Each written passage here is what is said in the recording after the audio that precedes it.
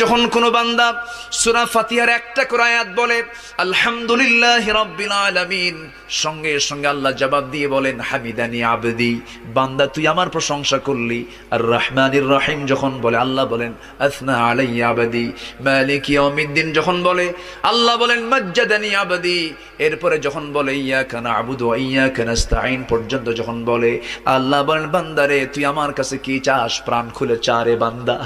ইহদিনাস সিরাতাল মুস্তাকিম থেকে শুরু করে নিয়া ওয়ালাদ-দাল্লিন পর্যন্ত যখন বান্দা বলে তখন আল্লাহ বলেন বান্দা নামাজের মধ্যে এমন প্রেমের খেলা খেললি বান্দা, তুই যা চাইলি সব আমি আল্লাহ কবুল করলাম। ওই বান্দা যখন রুকুতে যায় আল্লাহ তখন অস্থির হন।